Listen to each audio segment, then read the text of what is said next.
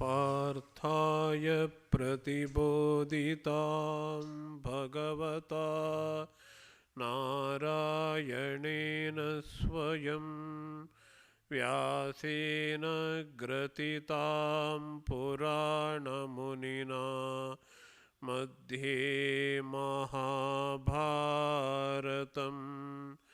अद्वैतामृतवर्षिणीं भगवतीम् अष्टादशाध्यायिनीम् अम्ब त्वामनुसन्दधामि भगवद्गीते भवद्वेषिणीम् वसुदेवसुतं देवं कंसचाणूरमर्दनं देवकी परमानन्दं कृष्णं वन्दे जगद्गुरुं मूकं करोति वाचालं पङ्गुं लङ्घयते गिरिं यत्कृपातमहं वन्दे Paramanandamaadhavam.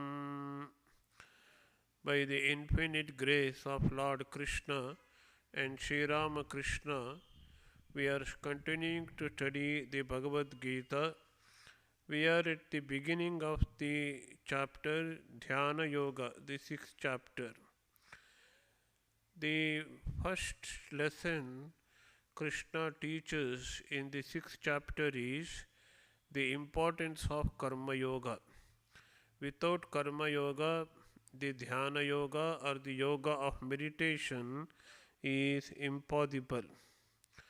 And this detached work, Karma Yoga, leads to the enlightenment.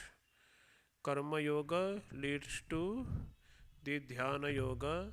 Dhyana Yoga leads to the Jnana Yoga. This is the screams Krishna teaches here.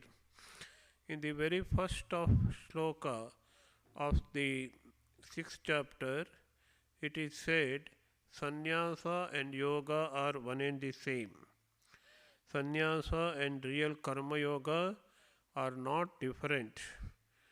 Both have the common point. What is the common point? Abandonment of the hankering, attachment and hopes and expectations. This is the common point between Karma Yoga and the Dhyana Yoga. The only difference is in the early stage of the development, work becomes a necessity. Otherwise, the man lapses into idleness and hypocrisy. Along with work, one should practice introspection and meditation, without which one cannot develop the sense of detachment. The idea is very simple. So one should practice Karma Yoga and he should be detached towards the fruits of the work. One should not hanker for the fruits of the work. He should continue to do the work. Along with work, he should combine the meditation or the concentration of the mind.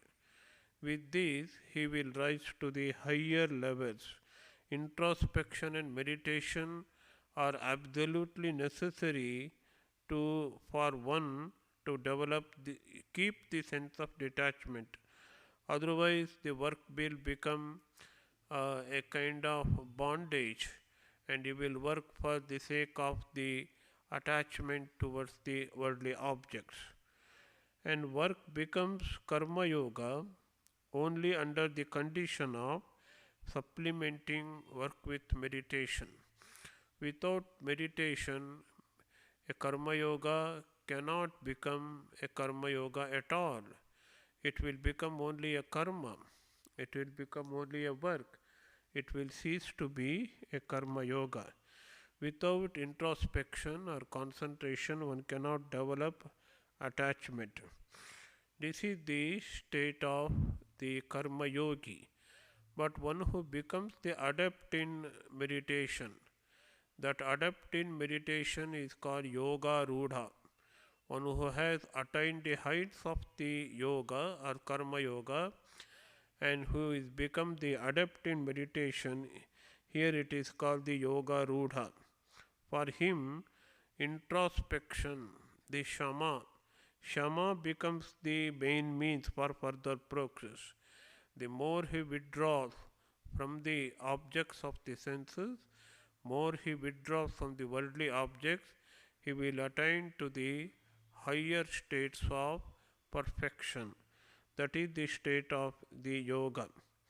Whatever it is, while practicing introspective discipline, that is yoga rudha state intensively, one can also engage himself in work. Work is not a obstacle to him, to his spiritual path at all.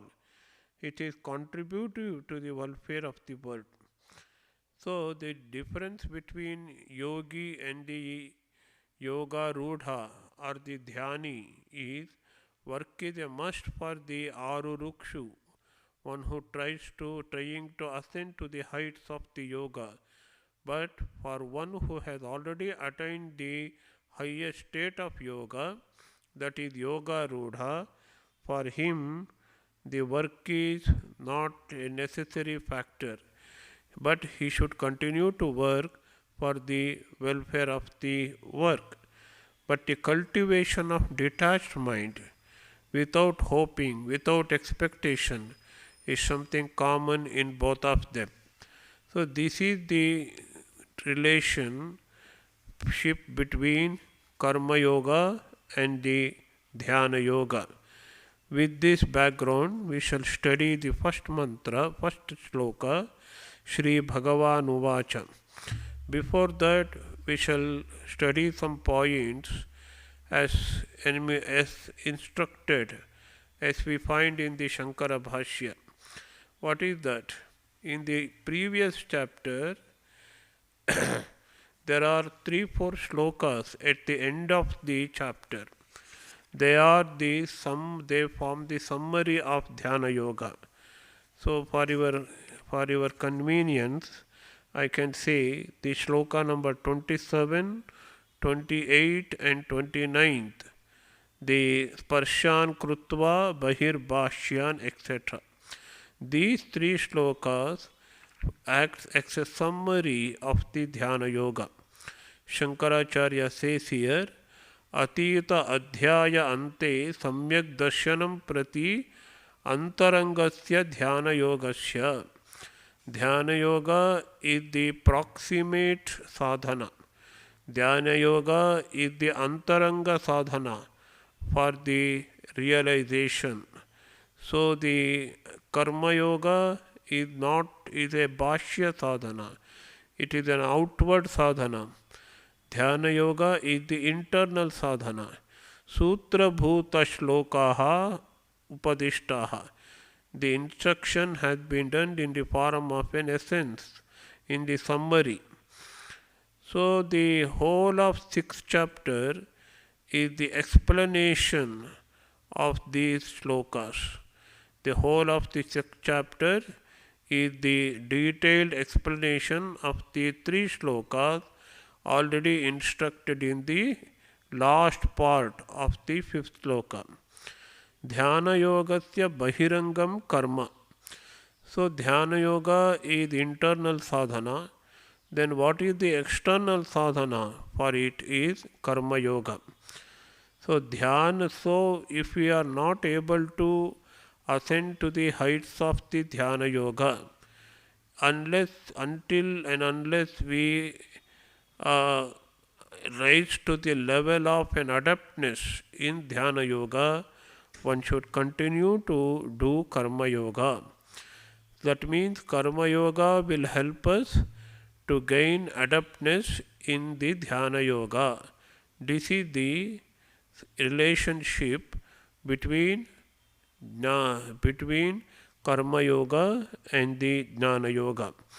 In other words, Karma Phala Tyaga, the detachment towards the results of the work without hankering for the results of the work is a means of Dhyana Yoga.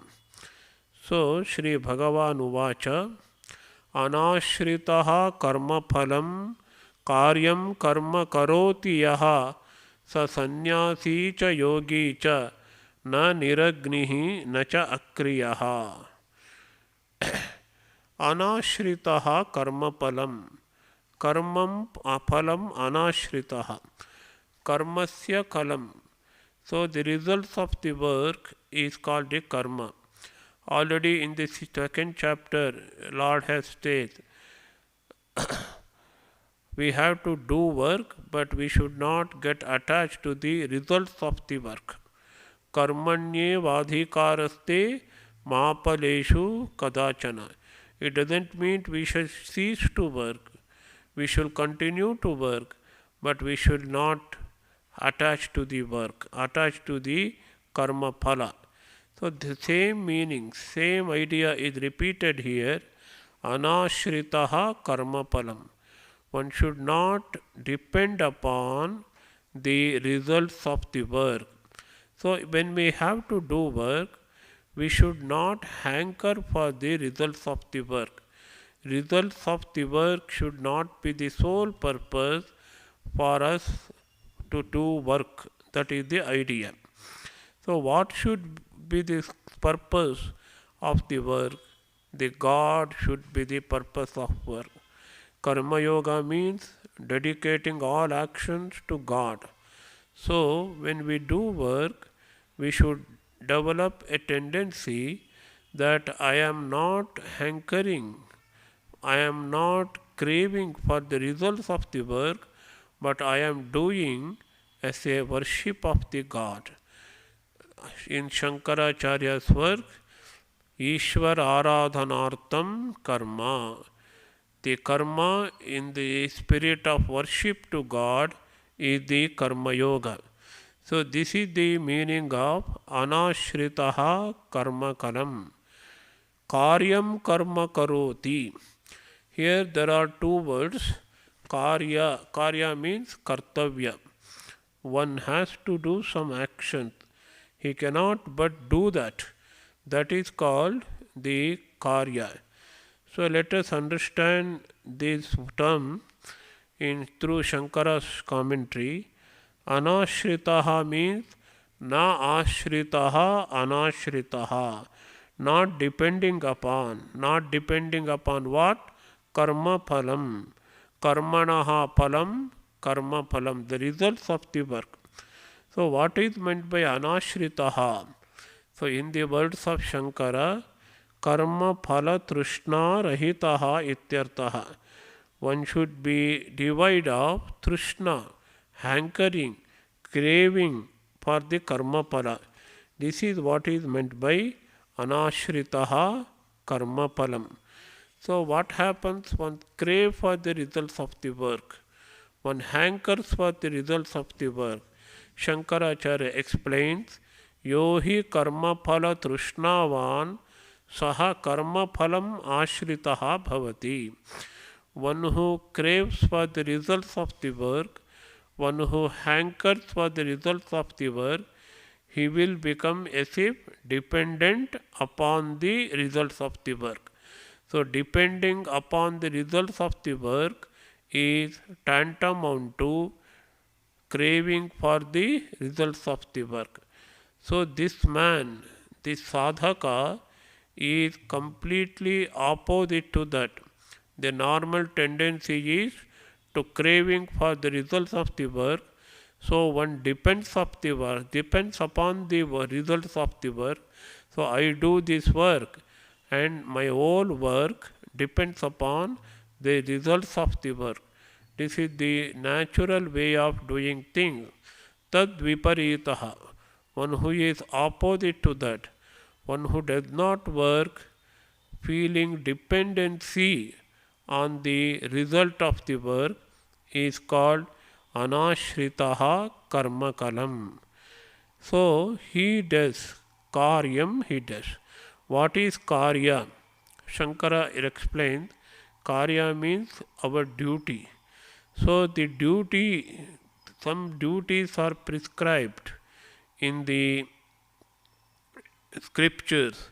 So, for example, Sandhya Vandana is the duty. Every day one has to perform Sandhya Vandana. There is no prescribed result for Sandhya Vandana. But if one doesn't do, it will lead to Papa. So the Sandhya Vandana is called the Nitya Karma. Everybody has to do the Sandhya Vandana, but if one doesn't do, it will lead to sin. Such actions, Nitya Karma, Kartavyam Nitya, but one should not engage in such actions which is solely done for purpose of getting the result. That is Kamya Karma. I want wealth, I want health, or I want some status in the society. To in order to achieve the secular end, if one does the karma, it is kamya karma. One should shun up those kind of work. One should do what is due to him, what is mandatory to him. This is called karyam karoti. Then what are the mandatory works? In the olden times, Agnihotra etc., Agnihotra karma etc. are mandatory. So these mandatory works have to be done. Agnihotradi karma karoti. So anashritaha karma palam karyam karma. One who does work which is mandatory. Sa sannyasi. So he is yogi as well as sannyasi. It is a beautiful harmony of the idea of renunciation and idea of the selfless work. So one who does this karma in this manner, he will be distinct from others who perform work for the selfish ends. So everyone in this world, except for a few, perform work for selfish purposes. But this man will not do for the selfish purpose. He does work for the sake of the work. He doesn't crave for the results of the work. He does not depend upon the results of the work. And he does every action as the duty. Such person is distinct. So vishishyate, karmi antarebhyaha vishishyate. He will be distinct. He stands separate. He stands distinct among those who perform karma. Hence he is to be called sannyasi as well as the yogi. He is the renunciate as well as the yogi. How can he be renunciate? Shankaracharya beautifully explained. Parityagaha. The renunciation is the essence of a sannyasi's conduct. So he is in this performing actions in this manner, such a person becomes sannyasi. And how he becomes sannyasi? He has given up the results of the work. He has no desire for the results of the work. In this manner, he becomes a sannyasi. Parityagaha yasya asti sa sannyasi. Then what is yoga? How he becomes a yogi also? Such person becomes yogi as well as the sannyasi, according to Krishna. Chitta samadhanaha yasya asti iti sa yoga yogihi. The equanimity of the mind. The equipoise of the mind is called the chitta samadhana. Complete cessation of all the vrittis is the goal of the yoga. Yogaha chitta vritti nirodhaha. The chitta samadhana, one who has attained that is called the yogi. So yogi, that person who performs action without depending upon the results of the work. Anashritaha karma phalam. He does all his duties without depending upon, without hankering for the results of the work. He will become a sannyasi. He will become a yogi also. How he become yogi? And he gets the equipoise of the mind.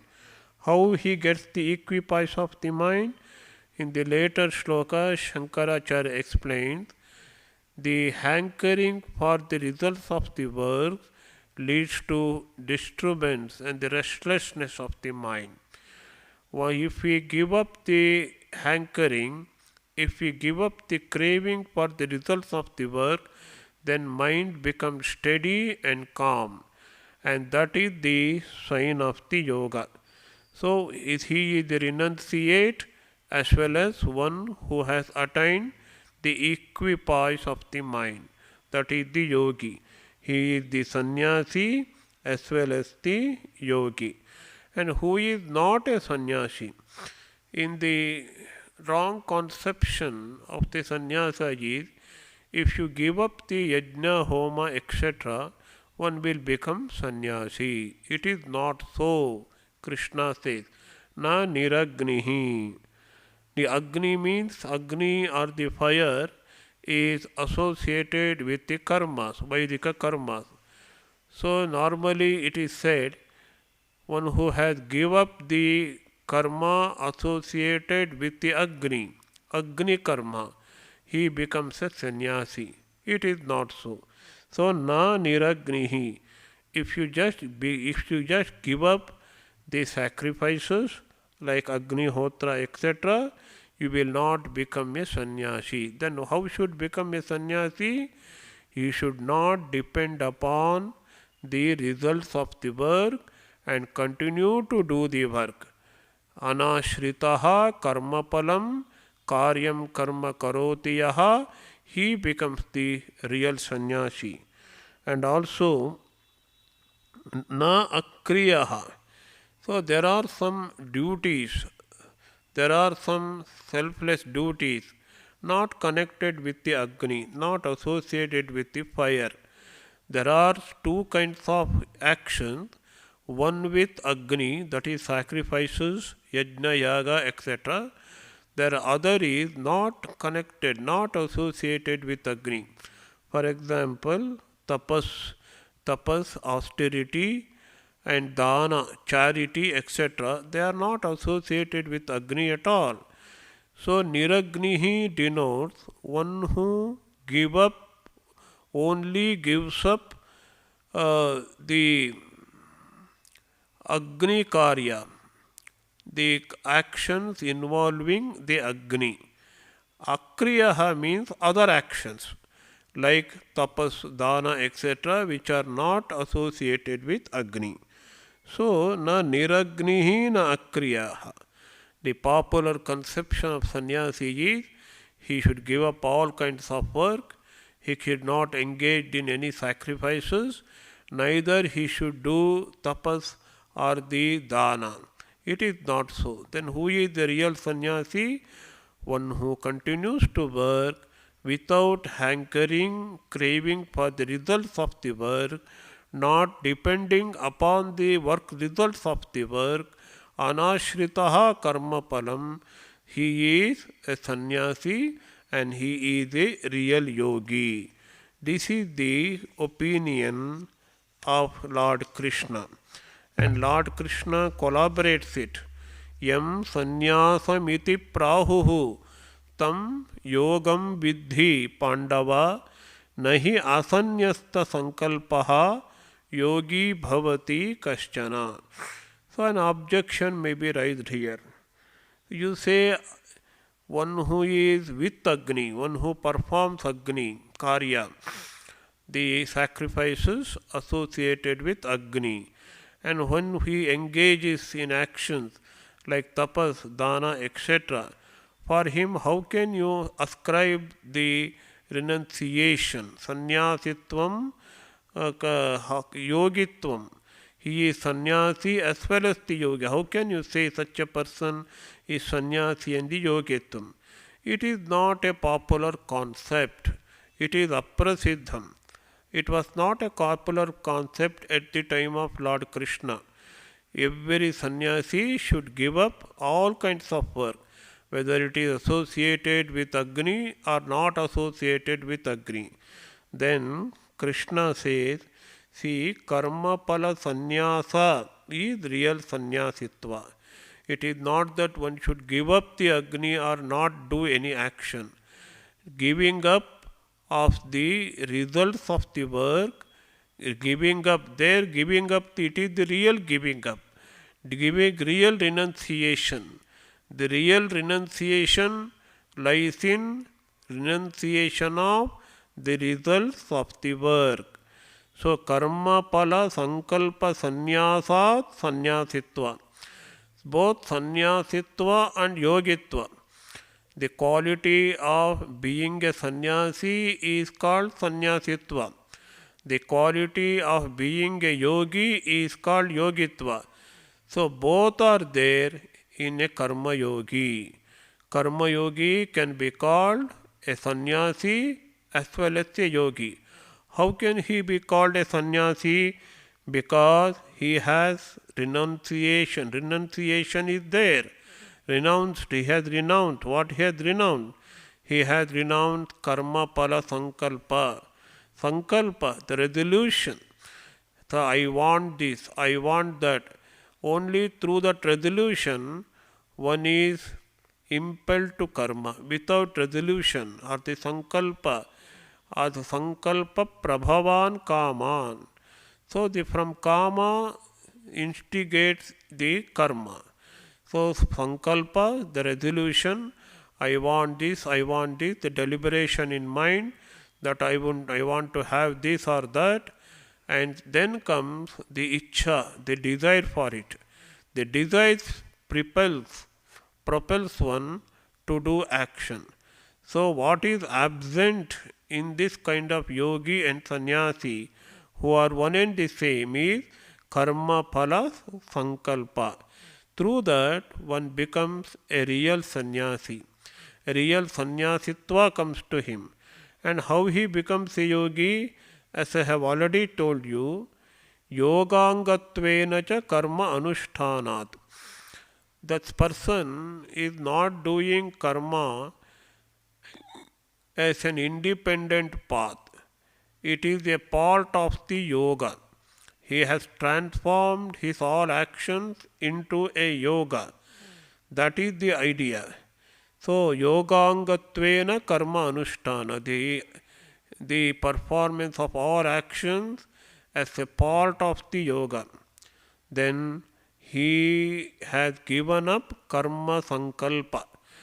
The karma sankalpa is the source of chitta vikshepa, as I have already told you. What is chitta vikshepa? The disturbance in the mind, the restlessness of the mind. The mind is filled with desires, and when desires, there is an obstacle to desires, and then we have the krodha. What is the anger? Kama yesha, krodha yesha, rajoguna samudbhavaha. What is seen as a kama, the desire, sometimes it is seen as krodha also. Then kama and krodha are one and the same. They are the two manifestations of the same passions. So, karma phala sankalpa is the result of, is the source of chitta vikshepa. Chitta vikshepa hetoho karma phala sankalpa. So, there is no cause. Now there is no reason for the disturbance of the mind, the restlessness of the mind, and there is no room for the passions like kama, krodha, etc. And this is the true sign of a yogi. So yogitva, the quality of being a yogi, comes naturally for him by giving up the karma phala sankalpa. So he becomes a sannyasi in this manner, and he becomes a yogi also. So both the qualities, sannyasitva and the yogitva, become embedded in one person, So, it is the way how Krishna elevates the state of yogi, karma yogi, to the level of sannyasa. Sannyasa is considered to be the highest state, where renunciation is natural and one need not do any karma also. One who will be free from karma and its results. But Krishna says karma yogi is also should be called a sannyasi because he has given up the results for the result. He has given up the desire for the results of the work. So Krishna says in this regard, Yam sannyasam. What is called sannyasa? What is sannyasa? Sarva karma sannyasa. That is paramartha sannyasa, absolute sannyasa. We should know the difference between the absolute sannyasa and the sannyasitva prized here. Absolute sannyasa means uh, paramartha sannyasa, giving up of all karmas, giving up of all the results of the karma. So, no karma, no results of the karma. If one reaches that state is called Paramartha Sannyasi. But in the yoga state, only he gives up karma phala, that's all. He doesn't give up the karma at all. So, by just giving up the karma phala, he may be called, he should be called, he should be extolled, he should be elevated to the position of sannyasi according to Krishna. Yam sannyasam iti prahuhu. People say this is sannyasa. What is called as sannyasa? It is really yoga. It's a beautiful word. So we should not make any distinction between sannyasa and the yoga. What is yoga? As I have already explained, karmanusthana lakshanam, performing actions without any desires is called the yoga. So, yam sanyasamiti prahuhu yogam tam vidhi pandava. O son of Pandu, what is called sannyasa or renunciation, know that to be identical with yoga or the discipline of selfless action. So, akshepa. So, there is an objection here. Karma yoga is engagement with the work, pravritti lakshana. But the paramartha sannyasa is disengagement, abstaining from the work. And how can there be a common point, common factor between sannyasa and the yoga?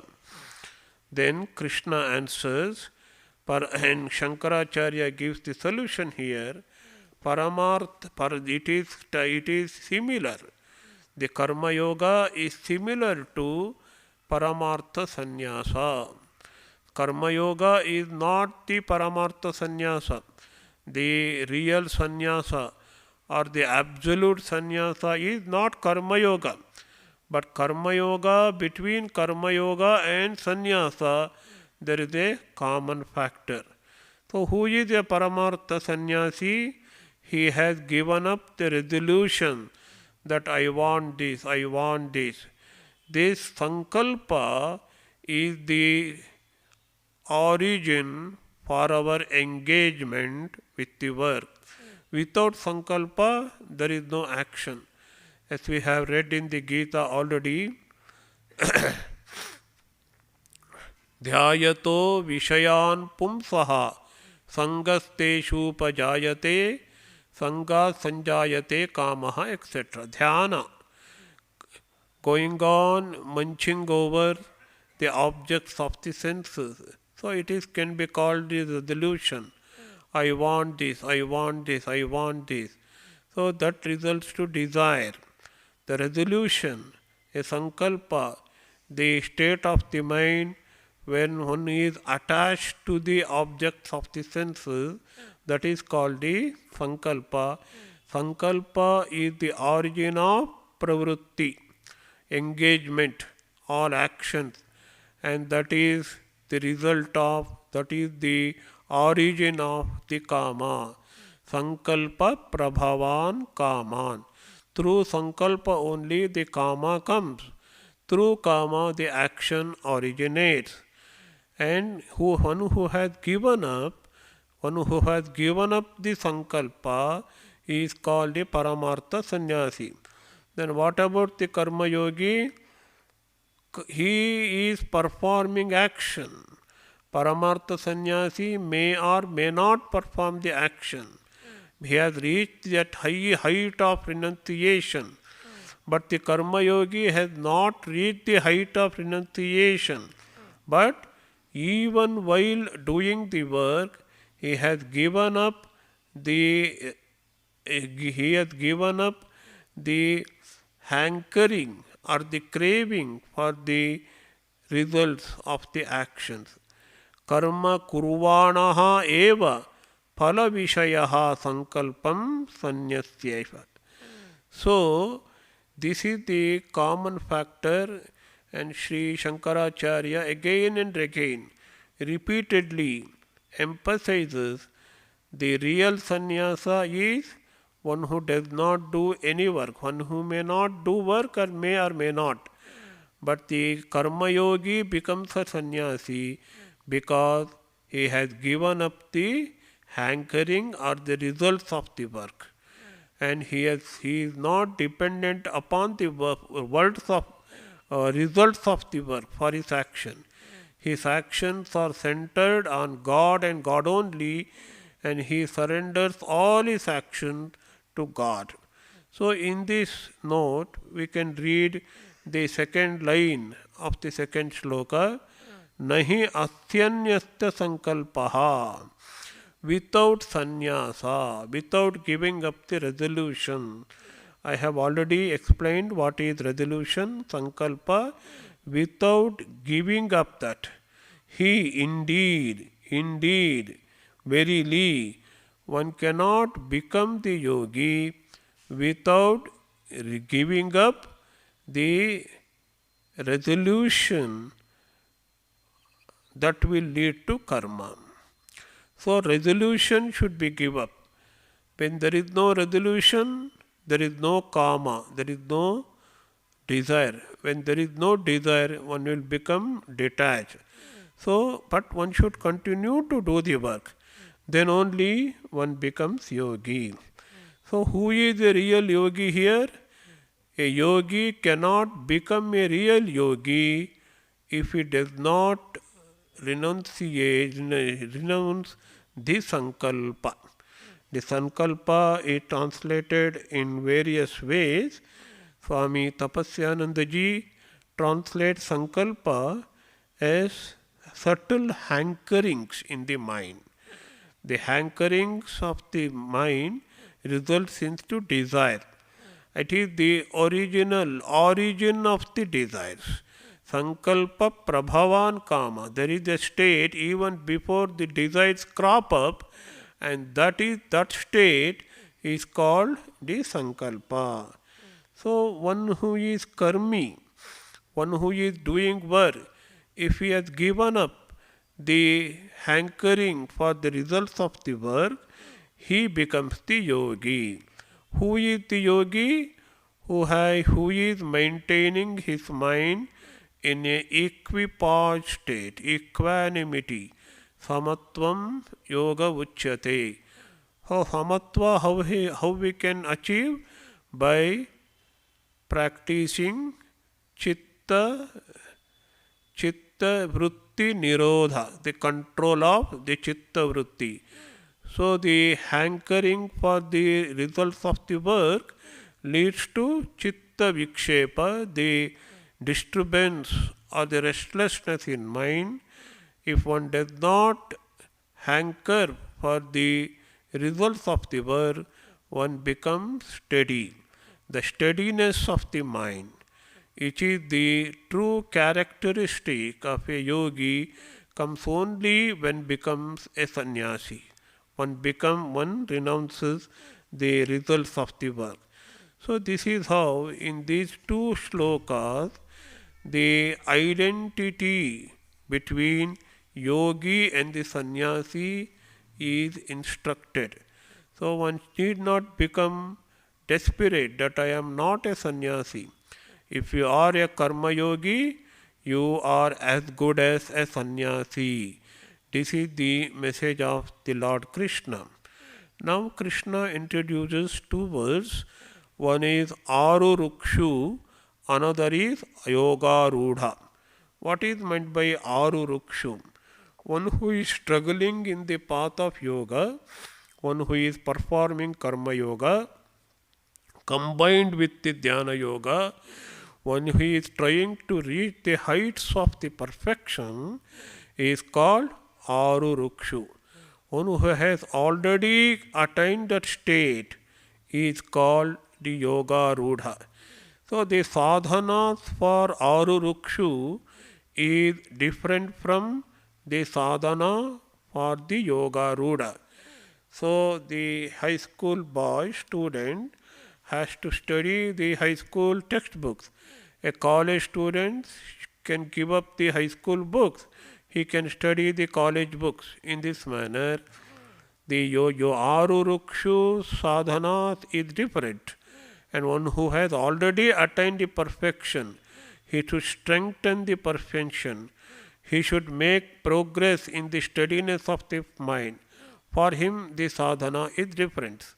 So, for Aururukshoho munehe yogam karma karana muchyate yoga rudasya tasyaiva shamaha karana muchyate. Aururukshoho. Before that, there is a small introduction by Shankaracharya. He says, he gives the essence of the past two shlokas.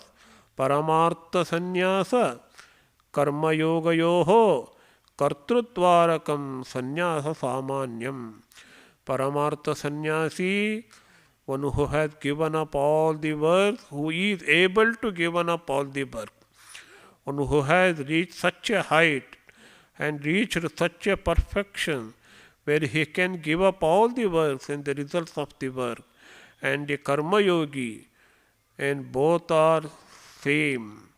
They have the same kind of quality, that is giving up of the results, giving up of the craving or the hankering for the results of work.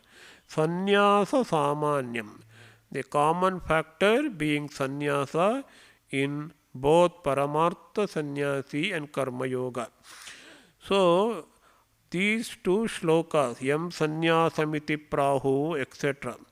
This shloka is to extol the Karnyata, to elevate the Karma Yoga to the level of sannyasa. You see, Karma Yoga is not something inferior. Karma Yoga for the common man is as good as a sannyasa. This is how Krishna prizes Karma Yoga. Karma Yogasya stutyartam. You see, sannyasatva, the quality of being a renunciation character is also embedded in this Karma Yoga. So, by showing that Karma Yoga is highly acclaimed, is extolled by Krishna. Now, Krishna is showing who is eligible for Dhyana Yoga. Only Karma Yogi is eligible for Dhyana Yoga. If you are not a Karma Yogi, you are not eligible for meditation. Jnana Yogasya Paranirapeksha Karma Yogaha Bahiranga Sadhana. So, as you know, Dhyana Yoga is introspection. It is the sadhana which is done in the depth of the mind. Then what one has to do when he is not meditating? One has to do Karma Yoga. Externally, one should continue to do Karma Yoga, but internally, one should be introspective, one should be contemplative, and one should be meditative, one should always concentrate on the God in the heart of heart. So this is Antaranga as well as the Bhagya. Then what is the sadhana for Dhyana Yoga? How to become Yoga Rudha, adept in Dhyana Yoga. The adeptness in Dhyana Yoga comes only through Karma Yoga. This is the message. Without performing Karma Yoga, one cannot reach the heights of Dhyana Yoga. This is what conveyed in this shloka. Arurukshoho munehe yogam karma karana muchyate yogarudasya tasyaiva shamaha karana muchyate. As I have already told you, Krishna introduces two important words here. One is Arurukshu, another is Arudha, Yoga Rudha. Arudham Ichchataha, one who is wishing to reach the height of the yoga. What is the height of the yoga? The pinnacle of the yoga, the highest yoga. The highest yoga is here Dhyana Yoga. One who wants to become the adept in Dhyana Yoga. I want to meditate. I want to be an expert in meditation. I want to be introspective. Then how to achieve it? First to do Karma Yoga. This is what Krishna says. Arudam Ishatah. Now he is incapable of meditating or practicing Dhyana Yoga. Dhyana Yoga Ashaktasyaiva. He is incapable because of his restlessness of mind. Why it is the restlessness? As I Krishna emphasized in the previous shloka, it is due to hankering for the results of earth. Pala Bisandhi, Pala Asakti. Due to that, his mind is restless or disturbed. If he gives up the hankering, sanyasta sankalpa, if he gives up the resolution, if he gives up the craving for the results of the work, his mind becomes steady, calm, equipoised, then one will be able to do meditation. This is the idea. Then for Arurukshu, one who wishes to become adept in meditation, he is the Muni. Arurukshoho Muni. One who is on the path of yoga is also called Muni. He is also a sannyasi. How he becomes a sannyasi? Because he has given up the hankering or the craving for the results of the work. Munehe, Shankaracharya explains, karma phala sannyasinaha. What he wants to achieve, kim arurukshoho, he wants to achieve yoga. What is yoga here? Dhyana yoga. Then what is the sadhana for him? Him karma karana muchyate. Karana means here sadhana. Sadhana means through which one can attain the goal is called here karana. So in simple words, it can be called sadhana or the means. Then what is the sadhana? To attain the status of a dhyana yogi. How one can become a dhyana yogi? By performing karma. What kind of karma? Of course, karma yoga. So yogam karma karana muchyate. This is the first statement. In this next statement, Krishna says, yoga rudasya. One who has already achieved the status. Suppose I have done karma yoga for decades. Now I have achieved the status of a dhyana yogi. And what is sadhana for me? Then the karma is not the sadhana.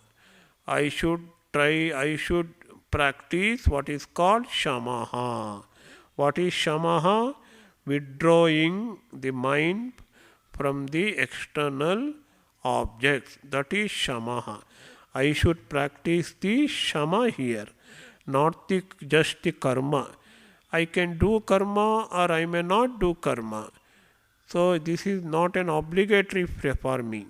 For the yoga ruda, one who has ascended to the yoga, tasya, shamaha, quintessence of the mind, equipoise of the mind, the steadiness of the mind. He should not allow the mind to go astray. He should not be deviated from the path of yoga. That will become the sadhana. Yoga rudasya tasyaiva, the same person. So, yoga ruda is not different from the arurukshu. Arurukshu, upon practicing, after practicing for several years the karma yoga, he will become yoga rudha. For arurukshu, karma yoga is the sadhana. One who has achieved that state, the same person in the course of years achieved that state of a yoga rudha.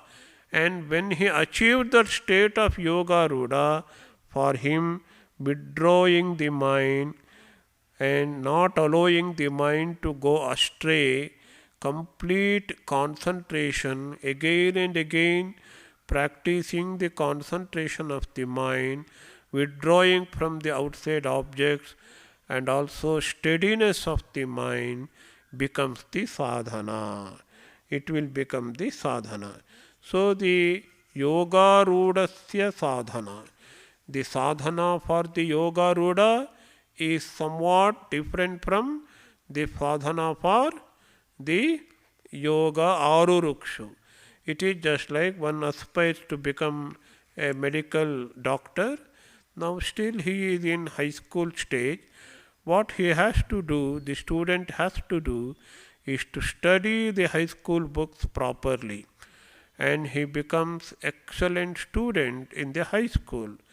So it is same as becoming expert, becoming excellent in karma yoga. In order to be proficient in karma yoga, in order to become a good arurukshu, for him sadhana is karma yoga. Karma yoga is the sadhana. Karma karanam, karma sadhanam. The same boy or the girl, when he gets into MBBS, he should practice whatever is instructed in the MBBS course, and he should study hard the MBBS books, and he will be eligible to study the MBBS books only after having undergone the sufficient training in the high school. So this is the difference, this kind of difference you will find between arurukshu as well as the yoga rudha. Now, who is yoga rudha? What is the characteristic of yoga rudha? Krishna says in the shloka number 4, Yada hi nendriyartheshu na karmasu anushajjate sarva sankalpa sannyasi yoga rudhas tadochyate. Why Krishna is describing the characteristics of yoga rudha here? Because the goal of every karma yogi is to become yoga rudha, adept in meditation. Without having that goal to be a great dhyana yogi, no karma yoga, it becomes a fulfilled yoga. Your karma yoga is not the end in itself. Karma yoga is only a means. Karma yoga is the means to become a dhyana yogi. Then what is the characteristic? Yoga rudaha tadochyate. That is one who is called the yoga rudha. Yoga rudha word I have already explained. One who has ascended the state of a dhyana yogi is called the yoga rudha. Who is the dhyana? Who is the yoga rudha? Indriyartheshu karmasu cha na anushajjate. Anushanga means, according to Shankaracharya, I have to do it. I am attached to this. This kind of sangha, tendency to get attached is called the anushanga. So kartavyata buddhi, I have to do it. It is something happens, something wrong happens if I don't do it. This kind of attachment is called the anushanga. Anushanga is can be translated as in simply as not getting attached. So when he is not attached to two things, Yoga Rudha is not attached to two things according to this shloka. One is Indriya Artheshu. What is Indriya Artha? Indriyanam Arthaha Indriyarthaha. We know the five senses, the objects of perception corresponding to the five senses are called the Indriyartha. This word already has come several times in Bhagavadgita. Indriyas move towards their objects. The eyes move towards the form, the ears move towards the sound, etc. So, Indriyanam Arthaha, the objects are called the Indriya. So, one should be detached towards the Indriyartha. Indriyarteshu na anushajyate. Like this we have to read. Yadahi indriyarteshu na anushajyate. Also, he is not attached to actions also. One who is not attached to the indriyartha, the objects of the senses, as well as one who is not attached to the actions. What kind of action? In this case, in the case of the Yoga Rudha, all kinds of action, which is the Nitya karma. Nitya karma means obligatory karma. One has to do the karma. There is no result, there is no phala for that. If you don't do it, you will incur sin. That is the belief in Vedic systems. Nitya Naimittika, occasional karma. Suppose there is an occasion of Shraddha, occasion of Vivaha, the marriage, and this kind of ceremonies one does perform during those occasions are called the Naimittika karmas. Kamya karma. So I have a desire. So in order to fulfill the desires, I do particular yajna or karma. That is called kamya karma. So in all these, Yoga Rudha finds sense uselessness. He doesn't find any usefulness in them.